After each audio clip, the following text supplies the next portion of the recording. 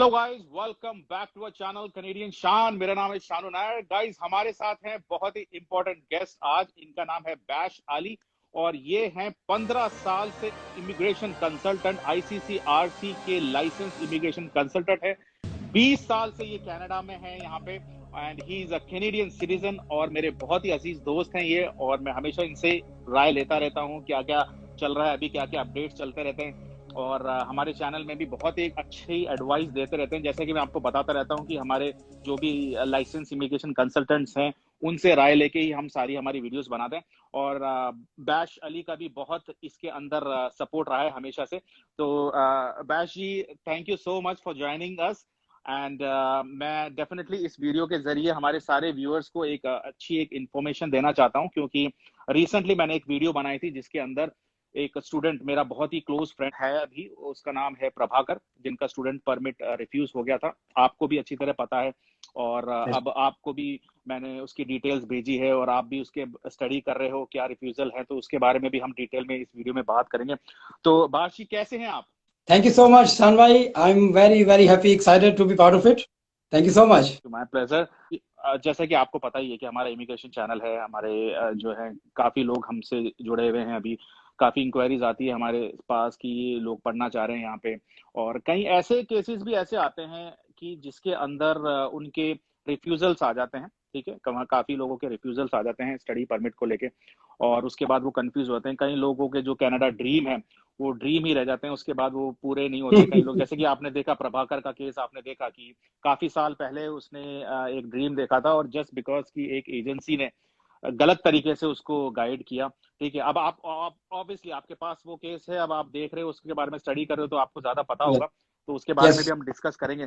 तो बाशी, आपको क्या लगता है कि अभी जो अनऑथोराइज्ड जो एजेंट्स हैं वहां पे इंडिया के अंदर, जो लोग क्या कर रहे हैं अभी कि कोई भी स्टूडेंट उनके पास आता है तो उनको ये बोला गया है कि गवर्नमेंट की तरफ से, इंडियन गवर्नमेंट की तरफ से, जो भी उनके पास लाइसेंस है कंसल्टेशन का, वो ये है कि जी वो जी कॉलेज में एडमिशन करा सकते हैं। आधे से ज्यादा के पास तो वो भी नहीं है, लेकिन वो भी चलो ठीक है, एडमिशन करा सकते हैं वहां पे। लेकिन उसके अंदर भी जो गाइडेंस जो मिल रही है, फॉर एग्जाम्पल अगर किसी की एजुकेशन अगर आर्ट्स में है तो उसको कोई और कोर्स दे देते हैं। ठीक है, अगर कोई हम्म ट्रेड का बंदा है उसको कोई और कोर्स दे देते हैं। उसका सबसे बड़ा रीजन क्या है कि उनके जो टाइप्स हैं, जो कॉलेजेस के साथ टाइप्स हैं, वो एक या दो के साथ ही टाइप्स हैं। फॉर एग्जांपल अगर किसी का लैम्पटन कॉलेज के साथ टाइप है किसी एजेंसी का, तो जितने भी हम्म स्टूडेंट आएंगे वहां पे उनकी कंसल्टेंसी के पास, वो उसको उसी कॉलेज का ही ऑफर लेटर दिलाएंगे। अब वो सही है या गलत है वो उनसे कोई मतलब नहीं है, because they are hmm. Getting their commissions, उसके लिए उनका काम चल रहा है। और उसके बाद जो, चलो ठीक है, वो भी हम, चलो ठीक है, एक तरीके से मान लेते हैं कि चलो ठीक है वो ऑफर लेटर दिला रहे हैं, चलो ठीक है वो काम अच्छा। लेकिन अभी प्रॉब्लम क्या आ रही है, इतने सालों से वो लोग इमिग्रेशन के अंदर भी वो लोग अपना जो है ना हाथ आजमा रहे हैं कि वो बिना जाने पहचाने वो एक फाइल लगा रहे हैं किसी की भी, और फाइल लगाने के बाद उसके अंदर जिसके लग जाते हैं वीजा, उनको दिखा देते हैं वो फोटो वगैरह खींच के कि भाई इतने हमने वीजा जो है अप्रूव करवाए हैं।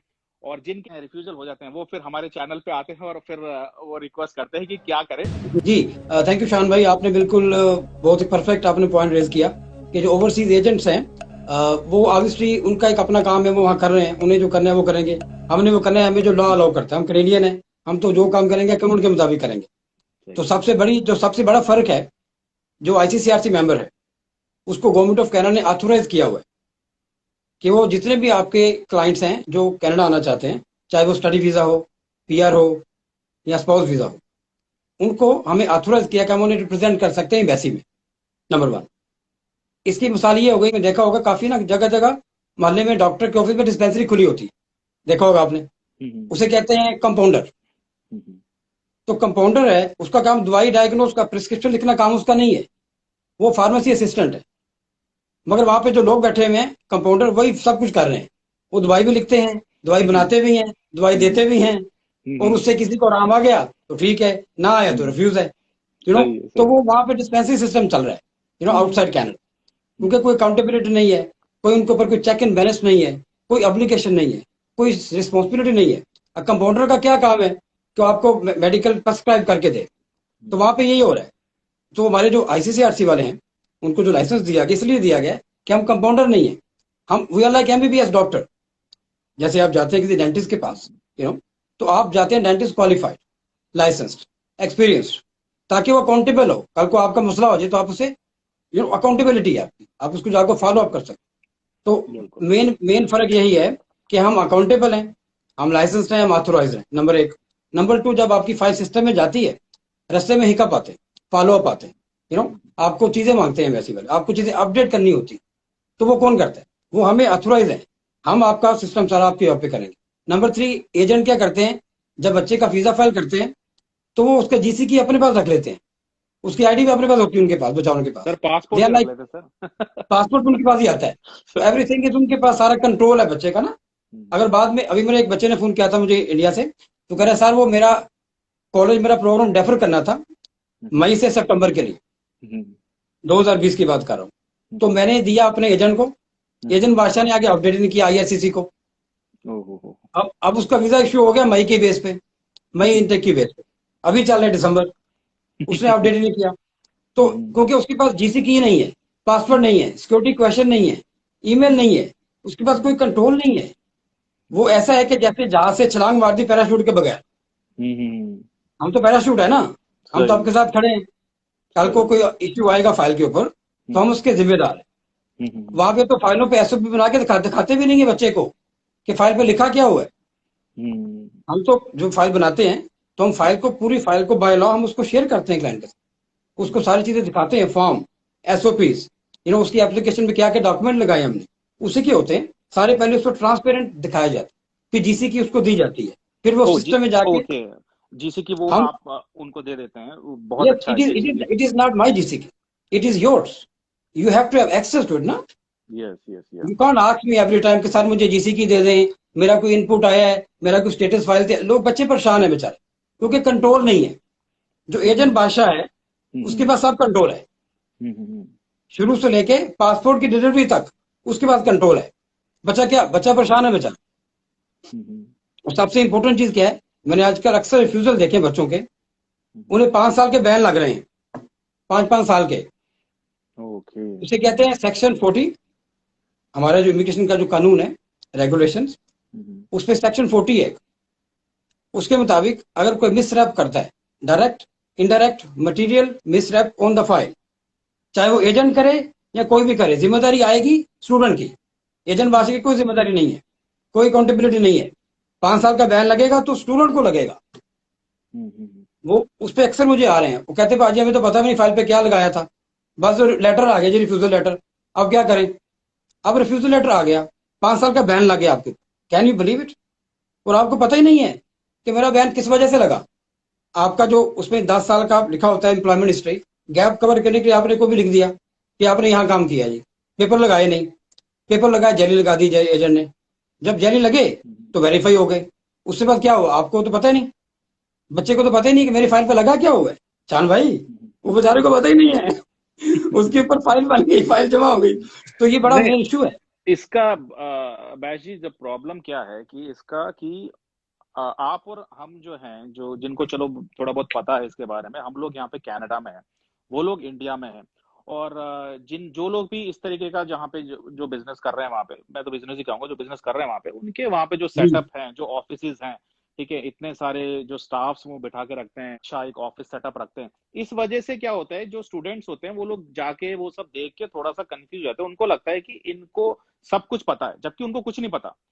टेक्निकली उनको कॉलेज का एडमिशन भी, मैं कहूंगा कि एडमिशन के बारे में भी कुछ नहीं पता।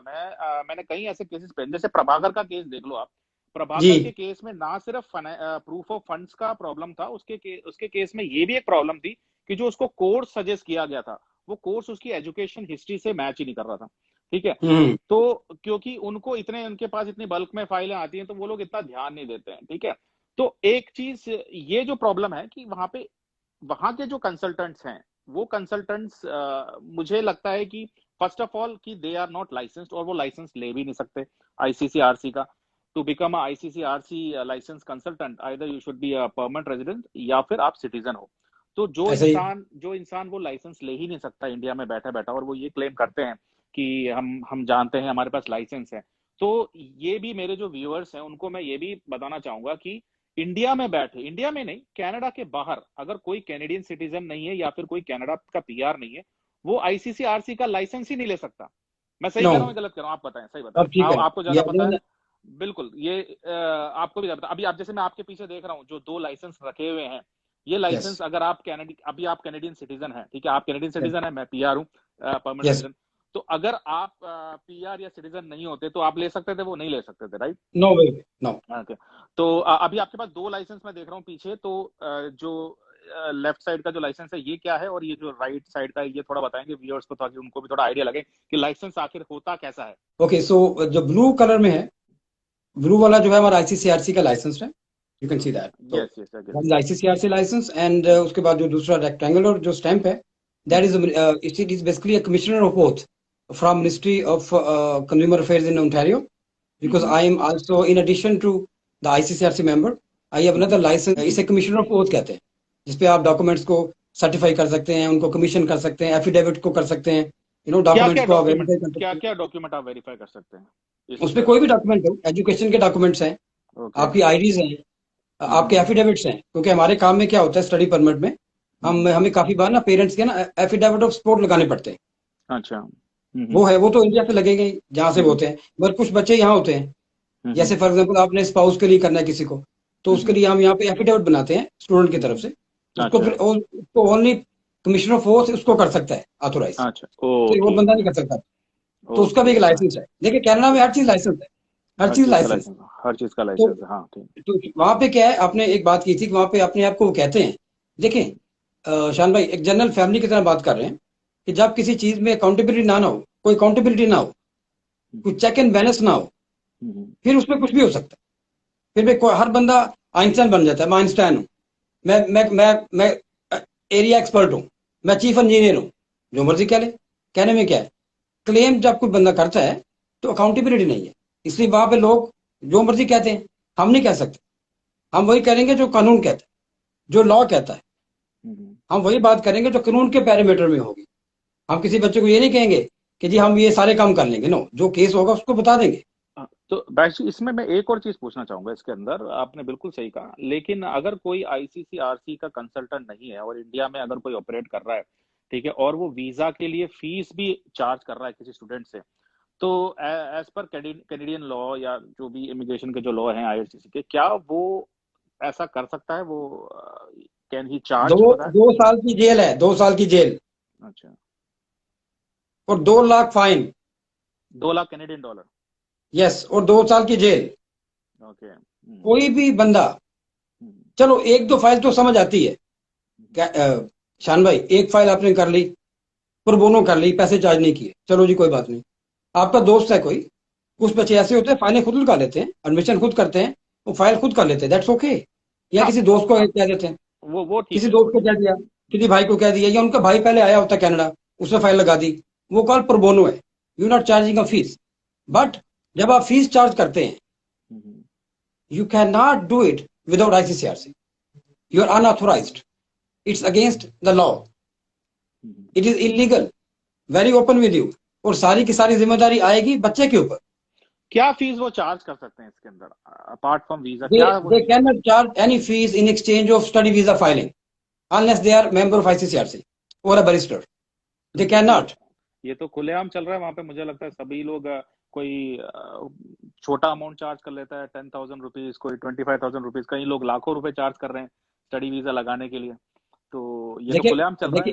देखिए उसमें क्या हो रहा है कि मैं बताता हूँ, उसमें वो क्या कहते हैं कि जी हम तो एजुकेशन कंसल्टेंट हैं, हम तो सिर्फ उसका वो कर रहे हैं, एडमिशन प्रोसेस कर रहे हैं, हमने तो कोई पैसे नहीं लिए, हमने तो कोई कुछ नहीं किया, और सारी फाइल बच्चे के नाम से जारी होती है, हालांकि सारा काम खुद कर रहे होते हैं, वो एसओपी खुद देख रहे होते हैं, वो फॉर्म खुद भरे होते हैं। जो बच्चा है ना +2 वाला, उसे पता नहीं फॉर्म होता क्या है, स्टडी फीस का फॉर्म कितने होते हैं पूछे उनसे, उन्हें पता भी नहीं होगा। एसओपी क्या होती है, वो एजेंट ने कीता सी जी, उन्हें फॉर्म भरे नहीं सारे, उसने सब कुछ किया है, मुझे तो कुछ पता नहीं जी, मेरा वीजा लग गया, मैं जा रहा हूँ। एक बात कर रहा हूँ, तो वो कहते हैं कि हम पैसे चार्ज नहीं करते। आप पैसे चार्ज नहीं करते, मगर आप एक काम करें ना, जो लॉ है कैनेडियन लॉ, वो ये कहता है कि आप किसी भी बंदे से एक तो पैसे चार्ज नहीं कर सकते in exchange of any visa filing, number 1। Number 2, वो कहते हैं पैसे चार्ज नहीं करते, but there is a law, खाली पैसे नहीं है, you can also we charge because there is a fee for consideration. देखिए होता ही है कि या तो आपने चार्ज कर ली फीस वीजा फाइलिंग की, या आपने फीस चार्ज नहीं की, आपने कहा जी मैं आपसे सिर्फ लूंगा एडमिशन कराने के पैसे, मगर फाइल पे आपने काम किया, एसओपी आपने बनाई, एजेंट ने सब कुछ आपने किया स्टूडेंट के नाम से, और ऐसे प्रिटेंड किया कि स्टूडेंट खुद फाइल अप्लाई कर रहा है, मगर उसमें कंसिडरेशन बड़ा इंपॉर्टेंट है। It's the word called consideration in law, कि ठीक है मैंने आपसे पैसे चार्ज नहीं किए, मगर मैंने जो आपका फाइल पे एडमिशन किया उसमें कंसिडरेशन क्या है मेरी, मुझे पैसे मिलेंगे कहाँ से, स्कूल से, कब मिलेंगे, जब वीजा लगेगा। तो मेरा फोकस वीजा लगने पे ज्यादा है एज ए एजेंट, मैं अपनी बात नहीं कर रहा, सही है। Because there is a serious consideration. उसकी अगर उसे पता चल जाए कि यार जब मुझे कॉलेज में पैसे नहीं देने तो फिर हर बंदा चार्ज करेगा, उन्हें पता है मुझे कॉलेज पैसे पे करता है, मगर पैसे कब मिलेंगे, जब वीजा लगेगा। तो वीजा लगने के लिए एजेंट की तो इंटेंशन आ गई उसमें ना, उससे कंसिडरेशन आ गई, चाहे पैसे डायरेक्टली चार्ज नहीं कर रहा हो, but there is a consideration, there is a beneficiary, उसका बेनिफिट बेनिफिट तो है ना वो। जब फाइल पे काम करेगा, वीजा लगेगा, बच्चा यहाँ पे आएगा, तो उसके बाद फीस तो उसको पैसे मिलेंगे, कमीशन तो एजेंट को मिलेगी। There is a consideration part, correct, वो एक ग्रे एरिया है, उसको वो प्ले करते हैं कि हम तो पैसे चार्ज नहीं करते, हम तो फ्री करते हैं। चलिए, ये फ्री तो नहीं है। लेकिन ऐसा तो है कि ये तो चलते आ रहा है काफी सालों से, और अपन तो चलो ठीक है, वी आर कैनेडियन रेजिडेंट, अभी वहां का तो जो चल रहा है वो लोग वही देखेंगे किस तरीके से कर रहा है। बाकी हम तो अपने व्यूअर्स को ये बता सकते हैं कि if someone is not authorised, if someone is not licensed, he is not allowed to charge any amount. Even अगर आप किसी से फोन कंसल्टेशन भी लेते हैं, किसी भी तरीके से आप किसी से बात भी करते हैं, मैंने देखा है इवन कनाडा में भी मैंने देखा है कई लोग, they are not licensed immigration consultant, but they are charging बात करने के लिए और इस सब के लिए। As per Canadian law it's not legal. ये सारी चीजें वही कर सकते हैं जो इमिग्रेशन कंसल्टेंट हो। तो ये बहुत अच्छी तरह आपने बताया। और अब जो मैं आपसे पूछना चाहूंगा बैशी, जो स्टडी परमिट जो अभी वीएफएस में, जो स्टडी परमिट में जो स्टूडेंट्स जिन लोगों ने ऑलरेडी बायोमेट्रिक्स दे रखे हैं, ठीक है, बहुत ही Yes. इंपॉर्टेंट क्वेश्चन है, काफी स्टूडेंट परेशान हो रहे हैं कि बायोमेट्रिक्स दे के बैठे हुए हैं और अब हम क्या करें, आईआरसीसी से कोई अपडेट आ नहीं रहा है। मेरे पास भी कई जो है इंक्वायरीज आती हैं, जो मेरे फ्रेंड्स हैं वो लोग मुझसे पूछते हैं, मैं यही कहता हूँ कि भाई अभी कोविड चल रहा है, तो ये पैंडेमिक सिचुएशन है, आप थोड़ा सा समझें। ऐसा नहीं है कि कनाडा आपको बुलाना नहीं चाहती है, एक बहुत बड़ा रेवेन्यू जो है कनाडा का, जो इकोनॉमी है स्टडी परमिट इंटरनेशनल स्टूडेंट पे डिपेंडेड है।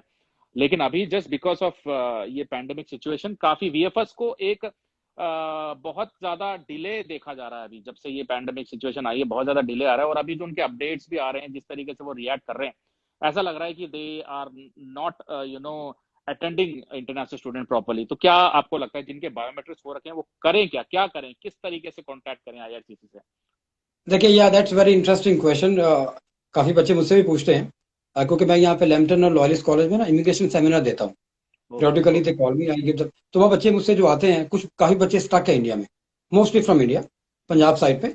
तो हो क्या रहा है कि अभी 56,000 AIP इशू हुए थे, अप्रूवल इन प्रिंसिपल 15 सितंबर से पहले पहले, क्योंकि इन्होंने कोविड में क्या किया था, कनाडा ने 2 स्टेज प्रोसेसिंग कर दी थी कि AIP आएगी पहले, उसके बाद सेकंड स्टेज पे आपको बायोमेट्रिक्स देंगे, उसके बाद आपको मेडिकल और आपको पासपोर्ट रिक्वेस्ट आ जाएगी, 2 स्टेज प्रोसेसिंग।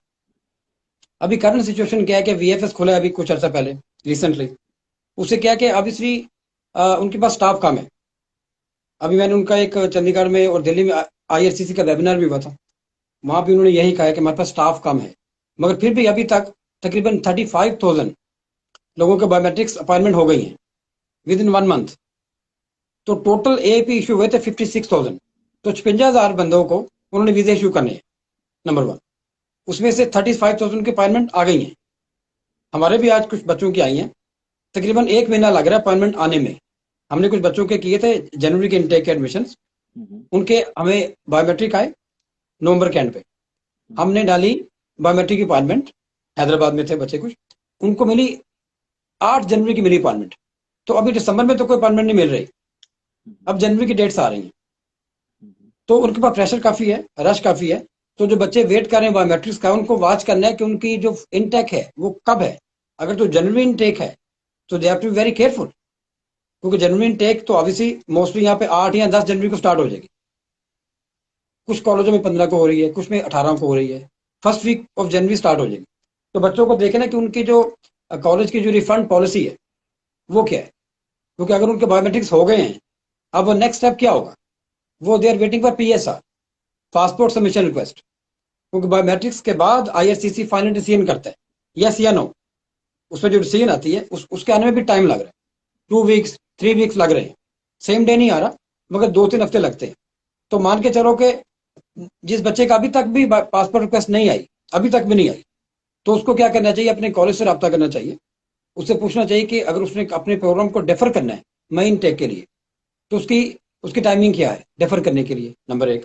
नंबर 2, अगर उसने नहीं करना तो उसने रिफंड करना है अपना, तो रिफंड की टाइमिंग क्या है, कॉलेज में टाइमिंग होती है सारी।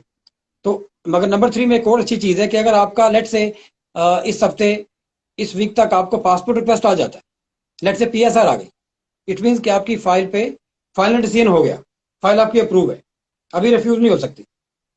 अब क्या करें, आप पासपोर्ट रिक्वेस्ट के बाद आपको फिर एक और रिक्वेस्ट आएगी 2 वे कोरियर की, ब्लू डॉट जो है ना, वो वहाँ पे जो पासपोर्ट जो कंपनी है वो उन्होंने कॉन्टेक्ट किया VFS के साथ, that takes again 1 month. Biometrics के बाद पासपोर्ट रिक्वेस्ट आने के बाद भी 1 महीना लग रहा है पासपोर्ट स्टैंप होने के लिए, करेक्ट। तो उनको क्या करना चाहिए कि अपने कॉलेज से बात कर लें, क्योंकि ऑब्वियसली बात है उनका वीजा अप्रूव हो गया, उनको अपनी क्लासेस जनवरी की ऑनलाइन लगा लेनी चाहिए, उनको मिस अच्छा नहीं करना चाहिए। अच्छा, 1 महीना पासपोर्ट स्टैंपिंग में लग रहा है, जहां तक मुझे याद है आई थिंक 7 डेज में स्टैंपिंग हो जाती थी किसी टाइम पे। वो अभी पैंडेमिक, कोविड नहीं था ना उस वक्त। कोविड नहीं था, अभी 1 महीना स्टैंपिंग में लग रहा है, विच इज रियली पेनफुल। अच्छा, एक बात बताएं बाची कि अगर किसी का कॉलेज का ऑफर लेटर आ जाता है किसी कॉलेज जी से, और उसका ऑफर लेटर आने के बाद अगर वो खुद बायोमेट्रिक्स देना चाहे VFS में जाके, ठीक है, तो क्या वो दे सकता है? क्योंकि वहां पे एक बिल नंबर होता है VFS का, वो मांग रहे हैं वो, तो क्या वो दे सकता है डायरेक्ट?